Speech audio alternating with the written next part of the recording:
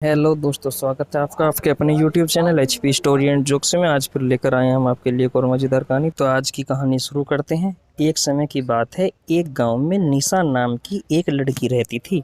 उसके पापा धनीराम गांव के बहुत बड़े सेठ थे। उनके पास बहुत बगीचे और ज़मीन थी। वे अपनी बेटी से बहुत प्यार करते थे।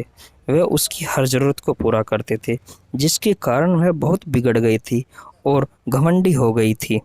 वह कभी कभी अपने पापा के सामने अजीब सी मांग रख देती थी, जिसको उसके पापा पूरा करते थे। वह कभी कभी अपने घर के नौकरों का भी अनादर करती थी। निशा की एक दोस्त रीना थी, जिसके साथ वह अक्सर खेला करती थी। एक दिन निशा उसकी दोस्त रीना कुछ दोस्तों के साथ मेले में जा रहे थे। वहां पर रीना जिस तरह चल रही थी, उससे एक बूढ़े व्यक्ति को टक्कर लग गई और वह व्यक्ति गिर गया। जब बूढ़े व्यक्ति ने निशा से संभल कर चलने के लिए कहा, तो इस पर निशा ने बूढ़े व्यक्ति को बोला, इसमें उसकी गलती है। कुछ देर मेले में घूमकर झूला झूलने के बाद वह मेले से आने लगी। बीच में उनको एक आम का पेड़ नजर आया, जिस पर बहुत से आम लगे हुए थे। निशा और उसके दोस्त उस पेड़ के पास जाकर पत्थर से उस पेड़ के आम तोड़ने लगे। कुछ देर में उन्होंने इतने फल तोड़ लिए जिससे उन सबका पेट भर जाए।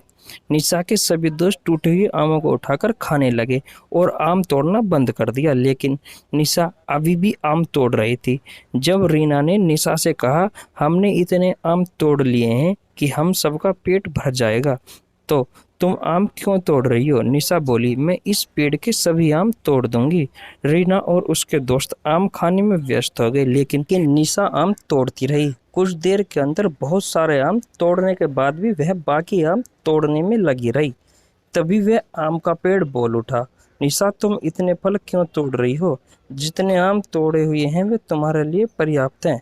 पेड़ को बोलता हुआ देख निशा के दोस्त डर गए, लेकिन निशा बोली, मैं तो आज तुम्हारे सारे आम तोड़ दूंगी। आम के पेड़ ने निशा को चेतावनी दी, वह रुक जाए और बाकी आम न तोड़े, लेकिन निशा कहाँ मानने वाली थी। उसने आम तोड़ना जारी रखा और बोला, तुम मेरा क्या बिगाड़ लोगे? आम के पेड़ ने बोला, निशा, तुम बहुत घमंडी लड़की हो, तुमको सबक सिखाना ही पड़ेगा। इसके बाद आम के पेड़ ने निशा पर जादू किया, जिससे उसकी मूछें निकल आई। उसे देखकर उसके सभी साथी हंसने लगे। निशा आम के पेड़ से विनती करने लगी, वह अब ऐसा नहीं करेगी, वह उसकी मूछों को हटा दे। लेकिन आम का पेड़ बोला, पहले तुम जाकर अपने पिता को लेकर आओ, अगर वह मुझसे इसके लिए बोलेंगे तभी मैं तुम्हारी मूछों को हटाऊंगा। यह सुनकर निशा मुंह पर चुन्नी लपेटकर घर जाने लगी। मार्केट में जाने पर बहुत तेज हवा आई और उसकी चुन्नी उड़ गई, जिससे सभी लोगों ने निशा की मूछों को देख लिया और मूछों वाली लड़की कहकर हंसने लगे। निशा उन सब से पीछा छुड़ाकर अपने घर चली गई और अपने पापा को सारी बात बताई। इसके बाद पिता धनीराम अपनी बेटी को परेशान देखकर तभी निशा के साथ उस आम के पेड़ के पास जाने के लिए चल पड़े। आम के पेड़ के पास जाने के बाद धनीराम ने उससे अपनी बेटी की मूछों को हटाने को बोला। आम का पेड़ बोला, तुम अपनी बेटी की हर जरूरत को पूरा करते हो, जिससे वह बहुत घमंडी हो गई है और किसी की कोई बात नहीं मानती। यदि तुमने इसको सही शिक्षा दी होती तो यह इतनी नहीं बिगड़ती। धनीराम ने अपनी गलती मानते हुए आम के पेड़ से उसकी बेटी की मूछें हटाने की विनती की और निशा ने भी आगे से ऐसी गलती न करने के लिए बोला। धनीराम की विनती करने पर आम के पेड़ ने निशा की मूछें को हटा दिया, जिसके बाद निशा सुधर गई और सबके साथ अच्छे से पेश आने लगी और घमंड करना बंद कर दिया।